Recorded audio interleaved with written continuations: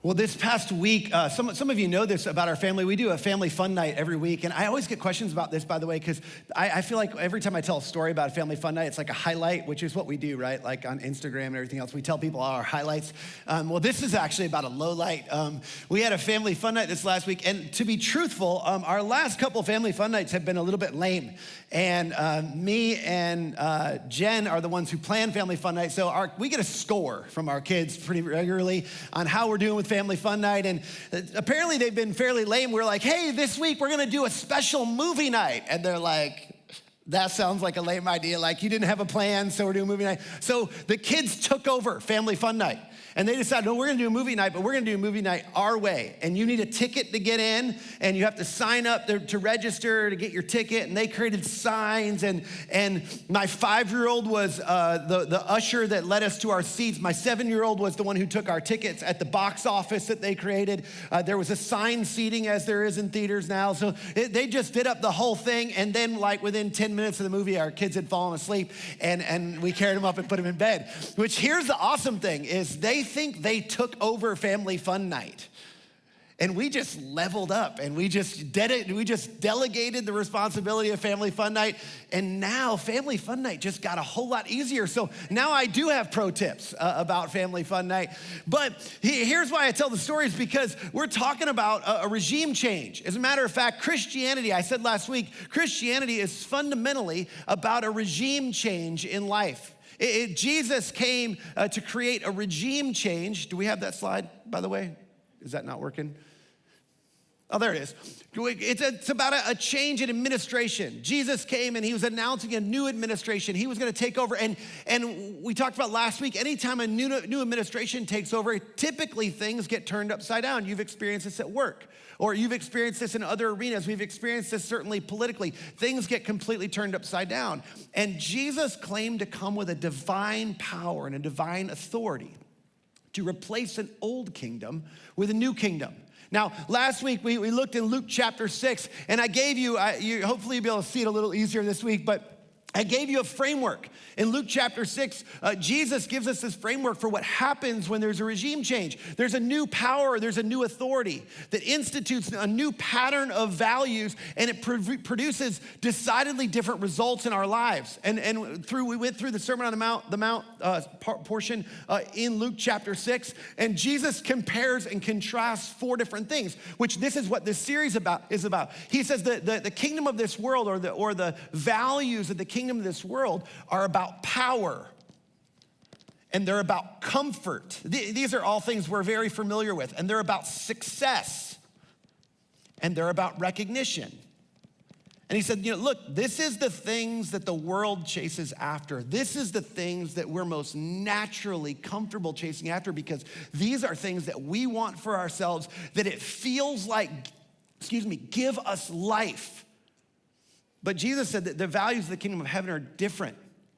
He said, actually used the word woe. Woe to the people who pursue these things, but blessed are the people that pursue weakness. Really, Jesus? People that pursue weakness? Blessed are the people who pursue sacrifice, who pursue sorrow. And the people that actually pursue, I forgot my R, recognition and rejection. Thank you. Do you want to take over? Who was it? You want to take over? Just kidding. Thank you very much for helping. So these were the things. These are the differences in the values. I probably should put a line between here. This is the differences in the values. And last week we talked about the fact that these are opposites, and Jesus is trying to turn these things up down. We talked about these 2 last week. Today we're going to talk about power versus weakness. We're gonna talk about the difference between pursuing power and pursuing weakness. Now, this is what Jesus is doing. And if you weren't here last week, I love this thing, by the way. This is what Jesus is doing. He's turning things upside down. Some of you have seen this, that when you hold this thing up, is that like creepy or scary or? He's giving us a new lens through which to look at life. And he's saying, look, if you want real life, if you want true life, that's what I came for. There's an enemy, and he's come, and he represents the pattern of this world. And he's gonna lead you in this direction. And you might experience some life or success here and now, but it's gonna fade away. But if you'll follow me and you'll follow the values of my kingdom, here's the thing, it's gonna seem upside down. It's gonna seem a little strange. At times it's gonna seem backwards, but the reality is I will lead you to true life. And he's given us a new lens through which to look at life. It involves choosing sacrifice over comfort, as we talked about last week. Hopefully that doesn't fall off there. And today we're gonna talk about this tension between power and weakness. And in the scriptures, he actually uses the rich and the poor. He said, blessed are those who are poor. And he said, woe to those who are rich, which we said last week. It's like nobody has ever felt bad for the rich, right? Like it's like nobody feels bad. And Jesus is going, no, you don't understand. It's harder for them. It's more difficult. And in their day and age, this was really about power. This was not about money. See, we live in an economic culture, in a capitalistic society. And their culture, the haves and the have-nots, the rich and the poor, was about power. It was about who had control. And the rich had all the control and the poor had none. They were seen as weak. Now, nobody wants to be seen as weak, right? Like nobody wants to be pitied. We have pity for the weak and nobody wants to be pitied. Anybody remember the A-Team, by the way? Every time I say the word pity, I think of B.A. Baracus. Pity the fool. You remember that? It's like the same thing he said over and over. Some of you are like, if you're a millennial or younger, you're like, the A-Team, what is that? Like B.A. Baracus? Mr. T, look him up. He was awesome. But we don't want to be pitied. We don't want to be anybody's pity party or pity project. Like we don't want to. And here's why. We've been infected with something in our culture. I want to see if you can guess what it is. We've been infected with something and it keeps us from certain things. We've been infected with something that keeps us from initiating an apology when we know we're wrong, from admitting a known flaw or failure when we need help. It keeps us from admitting we don't know what we're doing, even when everyone else around us knows we don't know what we're doing. It keeps us from being honest with ourselves or being honest with others. It keeps us from learning new things because we want people to think we know everything. And it not only keeps us from those things, but it causes us to do some other things. It causes us to have the final word. It causes us to lie about our past, about our GPA, or about our first failed marriage, about getting fired from our last job. It causes us to cheat or cut a corner or lie before we allow ourselves to lose. It causes us to buy things to impress people who aren't even paying attention to us. And it causes us to power up instead of opening up. Anybody know what it is? Yeah, it's our pride. And it's something we've all been infected with. It's something that we all deal with in different ways and to different degrees. Now, there are lots of things we call prideful in our culture that are clearly pride, but there are a whole bunch of other things that we don't realize that are pride. But C.S. Lewis, this is what he said about pride. He said, unchastity, anger, greed, drunkenness, and all that are mere flea bites in comparison. Pride leads to every other vice. It is the complete anti-God state of mind. It says, I am greater. I am God. Now, there's a good kind of pride. We're talking, to be clear, we're talking about the shadow side of pride. There's a good side of pride where we have pride in our kids or in our spouse or in an accomplishment or in maintaining our integrity. There are all sorts of things that we do that we should be prideful about. But I'm talking about the shadow side. And the shadow side of our pride is when we're powering up. When we power up related to challenge or difficulty or embarrassment, and we power up, and that type of pride, that shadow side of pride, it does at least three things. The first thing is this pride, it weakens us, which this is the irony. I mean, this is the upside down. Jesus is going, look, you think your pride, it actually makes you stronger? And we think that. But isn't it true when somebody powers up in pride when they know they're wrong? Somebody powers up in pride when they get caught in a lie. When somebody powers up, they don't end up looking stronger. They end up looking smaller. I mean, this is sort of the backwards idea about our pride. Like we naturally want to power up, but in the end, we look smaller. And it shrinks our capacity. It not just weakens us, it shrinks our capacity for all sorts of things. Some of the things we just talked about, to admit when we're wrong, to apologize when we've hurt somebody, to acknowledge things that we need to take ownership for, to say what needs to be said, to hear what needs to be heard, oftentimes to do what needs to be done, to give what needs to be given. It shrinks our capacity to know others and to be known, to be loved and to love others. It weakens us and it shrinks our capacity. And because of the way it weakens and shrinks our capacity, it crowds God and others out of our lives because we're too weak and we don't have enough capacity for other people in our lives. Here's a principle. Somebody taught me this a long time ago. When you're full of yourself, there's no room for anybody else. When you're full of yourself in your head, in your heart, in your schedule, when everything's about you, there's no room for anybody else. That's how people get crowded out of marriages, and people get crowded out of families, and people get crowded out of jobs, and people get crowded out of teams. It's because of somebody typically who is so full of themselves that they couldn't create space or room for anybody else. Pride underappreciates and it undervalues other people in our lives, including God. As a matter of fact, the psalmist said it this way. He said, in his pride, the wicked man does not seek him, meaning God. In all his thoughts, there is no room for God. This literally means there is no God. And this is what C.S. Lewis was talking about. This is the anti-God, anti-religion mentality is our pride. It's a practical atheism. Now, here's the thing. None of us would say that we live as practical atheists. However, if the ultimate authority in your life is you, if the person who you look at has ultimate control in your life, if the person that you believe should have the power to do whatever you want to do is you, that's a practical atheism. Now, here's what I would say. There's this guy in the scriptures, and some of you are very familiar with him. His name's the Apostle Paul. If there was anybody who had the right to sort of power up in life, if there was anybody who had a reason to be prideful, it was the Apostle Paul. I mean, he by his own admission, he documented this so people could call him out on it. He was a perfect law keeper. And before his conversion to Christ, he was a persecutor of people because, and specifically of Christians, he was a persecutor of the followers of Jesus, and he was good at it. Like, he was so good at it, and this isn't in the Bible, but I sort of think God was up there and was looked over at Jesus and was like, how come you didn't pick that guy as one of the 12? Like, he would have been a good one. And Jesus was like, it ain't too late, I'll go back. And so he shows up in Paul's life and goes, hey, you're gonna be on my team now. You're too valuable. You're like the Tom Brady, we talked about him last week, or Chris Paul, which is better for today. You're Chris Paul, I need you to lead my team. Could you come in here and lead the team? And so Paul comes in as the Chris Paul of his day, and he shows up and he starts leading the movement of Christianity, and he has an unprecedented rise to influence.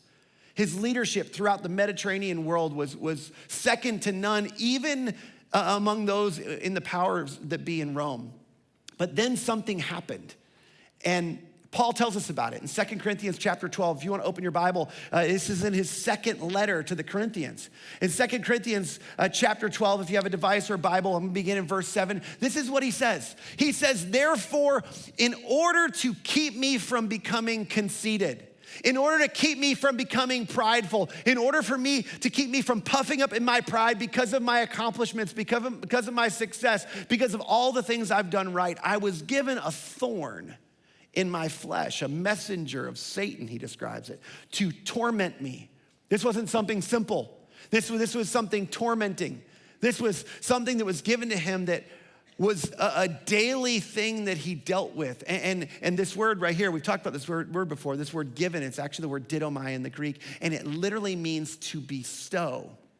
And it's often used in the New Testament in association when when God, with his divine favor, is bestowing his favor on someone. How is it possible that something that's so debilitating and something that's so difficult in life, how can a thorn be a gift? The Apostle Paul says it was because it kept me from something that was way worse than the thorn. It kept me, it provided protection for me from my pride. For Paul, the consequences of pride were such that a thorn seemed like a gift It seemed like something that was a divine favor that was bestowed upon him. Now, we don't know what this is, and I love S. Michael Howdeman. He says this, he says, the exact nature of Paul's thorn in the flesh is uncertain.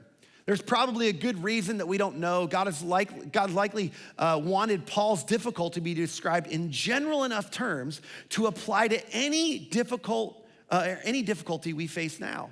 And the point is not like, hey, people speculate, and you can go look these up. There's all sorts of different speculations as to what this thorn was for Paul. But Michael Hellman's saying, like, that's not the point. The point is that Paul was facing something difficult.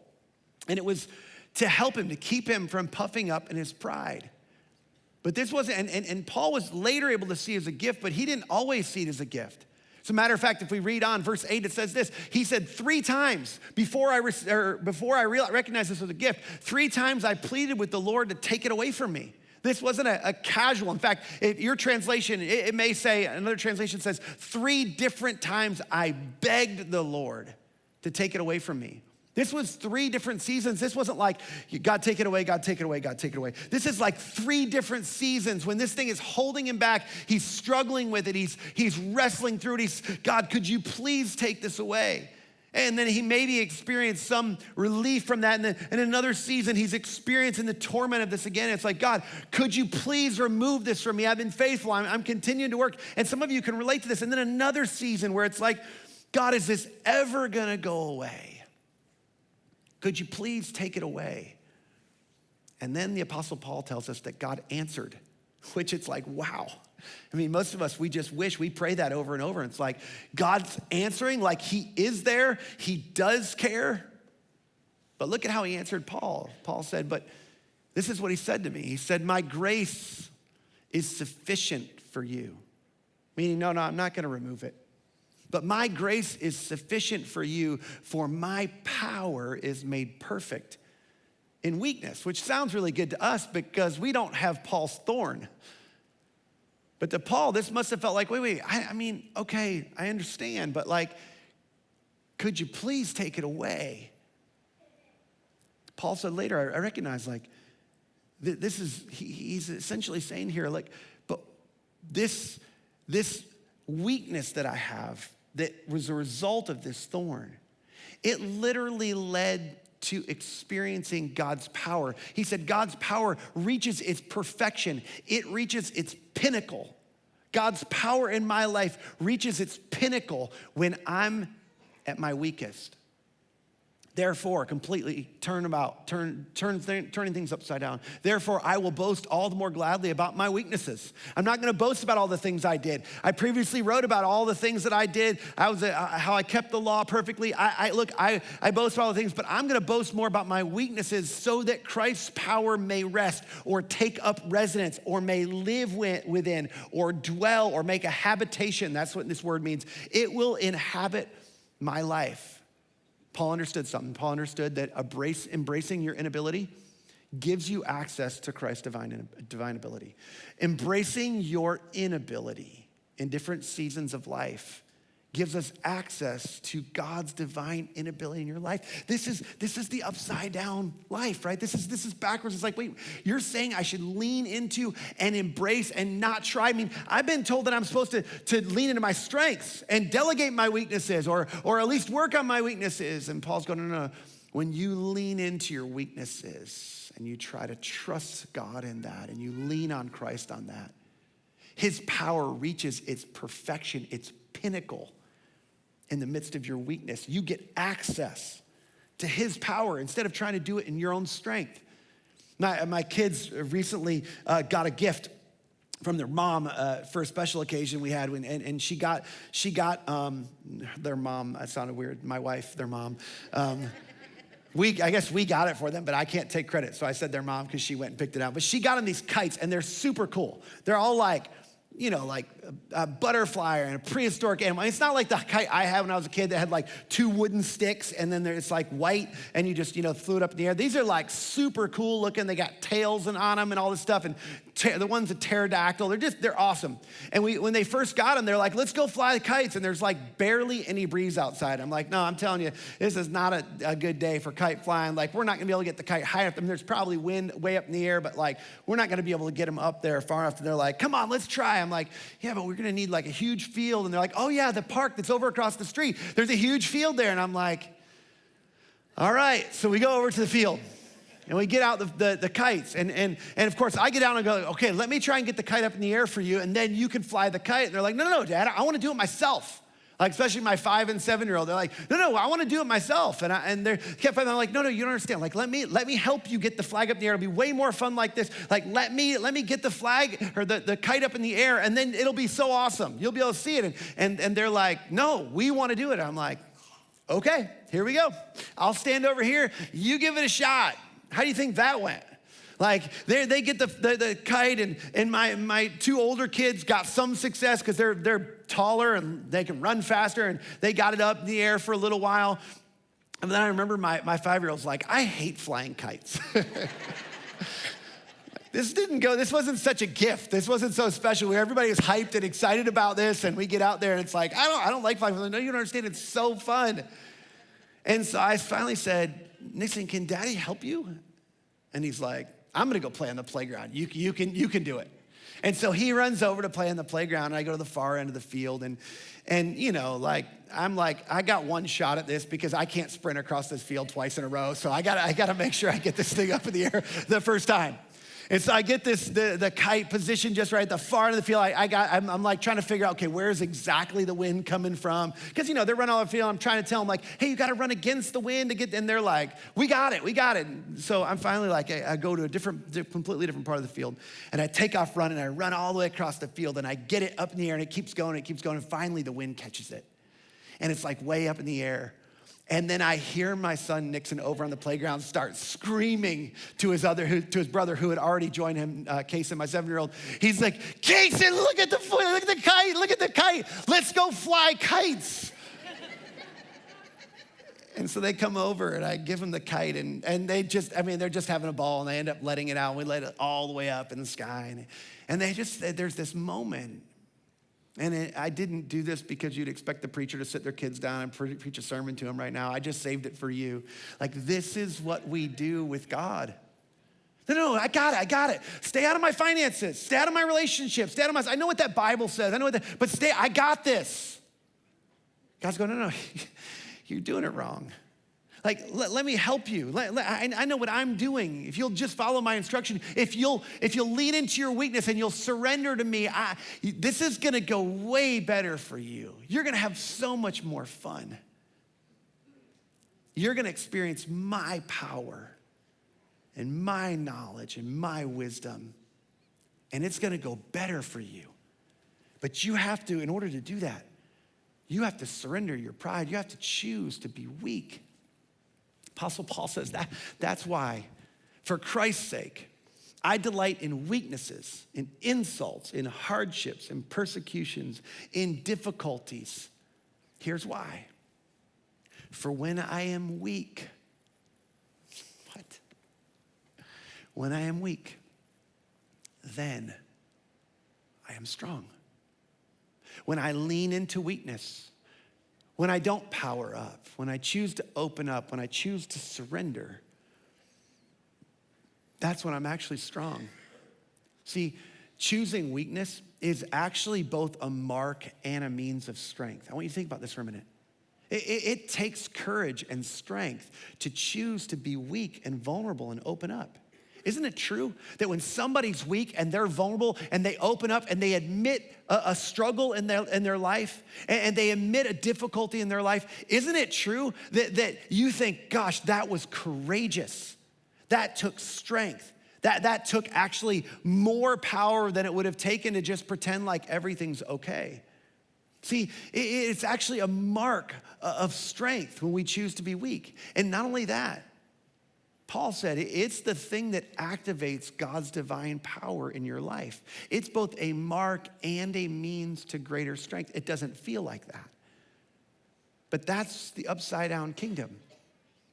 That's back to Jesus' sermon in Luke chapter 6. He said, look, that's why he said, blessed are the poor. Well, why are the poor blessed? Because when you don't have power, when you realize you're powerless, it's much easier to choose dependence and weakness and surrender to God's divine power.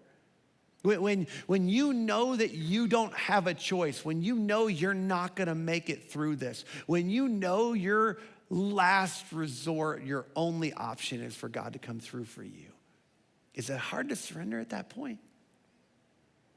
He said that's why the poor in this day, they had no other option but to appeal to a divine authority because nobody else had their best interest at heart. And so God, we're gonna lean into your divine authority to rescue us, to redeem us, to provide for us. But woe to the rich people, the people who have resources, to people, come on, who have some ability. Isn't that true? We have some ability to control and influence and solve challenges and problems on our own, to buy our way out or to buy our way into happiness, to cope, to compensate, to medicate for things that are going on in us. We have some ability and we lean into our power and our ability. We reflexively resist giving up that power, surrendering that power and asking God to empower us towards the things that we need to get through or to deal with those difficulties. And it's our pride. Our pride is the thing that keeps us from accessing God's supernatural divine ability and his power in our lives. You see, we have a choice when we face difficulties, when you face challenges in your life, you can either power up or you can open up. And this is the difference between pride and weakness.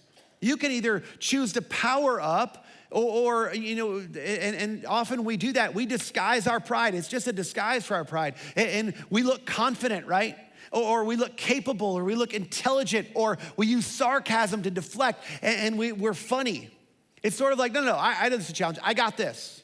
Or everything will be okay. We're gonna make everybody else around us, either in our family or our business. It's like, no, I got this. Everything's gonna be fine. I know what I'm doing. I've done this before. Or I stayed in a Holiday Inn Express last night. I've never done this before, but like, that's what people do when they need to succeed is they stay in a Holiday Inn Express. A commercial told me that one time. So this is sort of what we do, that we power up. And it's like we press through and we push on. And that's the shadow side of our pride. But the truth is that powering up, the wanting to appear confident, the wanting to appear capable or intelligent or deflecting with humor, that's almost always driven by insecurity and by fear.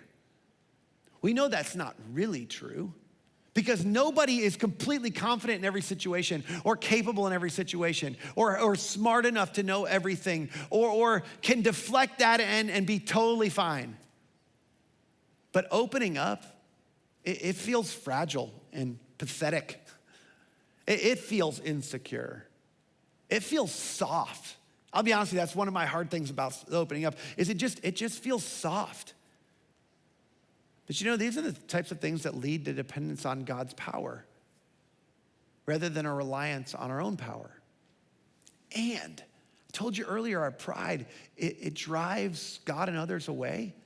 That's what powering up does. When we're confident, we're capable, we're intelligent, we don't need anybody else. It drives other people away. In fact, oftentimes pushed to its extreme, when we power up, we end up belittling other people. We not only tell them we don't need them, we infer that nobody needs them, that they're worthless. And it drives people away from us. But isn't it true that when you open up, that it draws people in?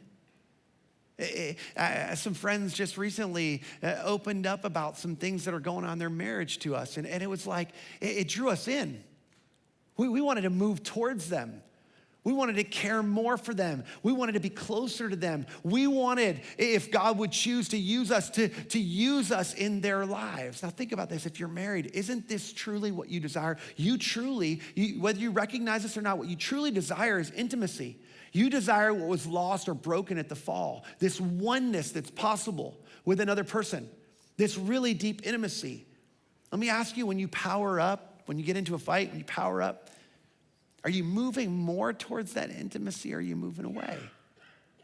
See, when we power up in our relationships, we do the very thing that we don't want to do, is we drive people away, especially in marriage. We want to go back to that, I use these principles all the time in marriage conversations. We want to go back to that, naked and unashamed. I have nothing to hide. I have nothing to worry about with this other person. I completely trust them. They've got my back. We're in this together. And we're experiencing a love and an intimacy that God designed for us. But when I power up, I tear that apart. I create a wedge. I drive that person away, as opposed to being open and opening up and vulnerable and drawing them in. Come on, as a parent, isn't this what you want for your kids? You want your kids to be learners. People who are power up and they know everything, they don't learn anything. They learn everything that they learn by their own mistakes. You want your kids, don't you want them to learn from your mistakes? Don't you want them to learn from other people's mistakes so that they don't make the same mistakes? You know what that requires on your behalf? Is modeling, opening up, and being a learner. Choosing to be weak and sharing in your struggles appropriately at the right ages with them, so that they realize that you're in process, you're wanting to grow. That opening, that weakness, that vulnerability, that's what you want for your kids, so that they'll grow, so that they'll succeed in life. But it happens just the opposite. If you're an employer, isn't this true? These are the type of people you want to hire. You want people that work for you. You don't want them to know everything, because you're gonna teach them what they need to know. You're looking for a certain type of character or a certain type of integrity that they have, but you're also looking for a learning spirit, somebody who's willing to learn something new, somebody who's willing. You want them to be competent and capable, but you also then want them to be a learner. You want them to be somebody who's in progress, who's gonna be able to go from where they are to another level. That's why you'd make an investment in them. And this is the type of person we all wanna work for too. I want to work for somebody who admits when they're wrong, who's willing to take ownership for things that don't go well because of their poor leadership. They're willing to be weak enough to say, hey, I don't know what to do in this situation. What do you guys think? Because that raises the value, and what happens? You're drawn to those types of people. Powering up drives people away in every area of our lives.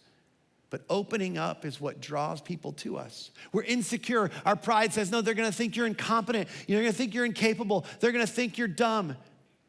And so we deflect.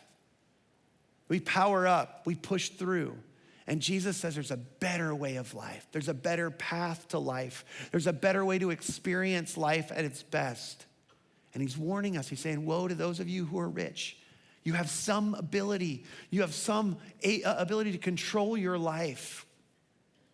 You better watch out, because what'll happen is you'll so lean into your own strength and control that you'll crowd God's divine power in your life out. So let me just ask you, how does pride show up in your life? I want to finish with this.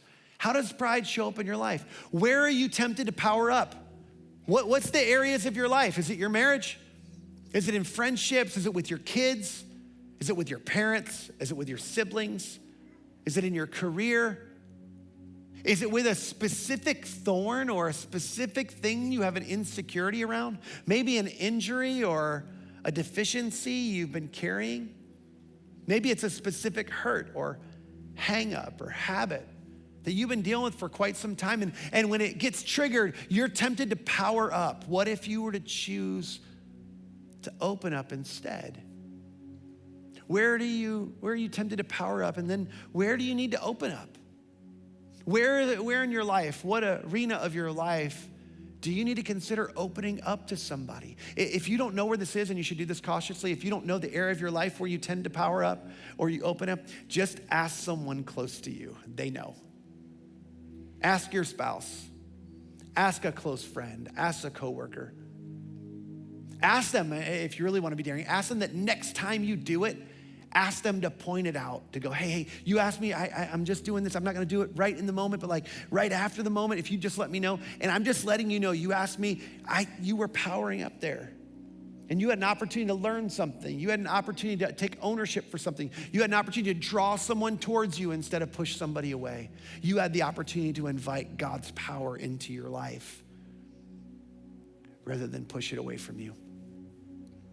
In my life, I always blame this on, if you were here for the color series, I'm a yellow, and I'm a 7 on the Enneagram, if you don't know what the Enneagram is, but I'm a yellow 7, and I always blame this on being yellow 7. Yellows and 7s have a difficulty with sadness, so when things are hurtful or I'm sad, I just power up and push through. I find a way to be positive. I find something to celebrate, and you know, you go, okay, there's nothing wrong with that. Like, what's wrong with being positive? But there are things that are hurtful, that are sad. And the problem is I minimize those things, not just in my life, but in people that are close to me. And it can cause them to think, I don't really care about what's going on in their life, or I don't really care about their hurts. I don't really care about their sadness, and it really has nothing to do with them. It has to do with me and my uncomfortability, and I power up. I'll finish with this. Years ago, I had a friend that I confronted one time, and he had an opportunity to be weak. We had done ministry together for a while, and we were in this ministry, and somebody came to me. I'd heard a couple of different things that seemed off and a little strange. And his guy's married, had 2 boys, and they were the age of my 2 older kids. And so we had sort of grown up in ministry together, and we got married around the same time, started having kids around the same time. And I had the unfortunate responsibility of confronting him. And I brought a couple other people along with me, and we sat down together. And I went through some of the things that people had shared with me.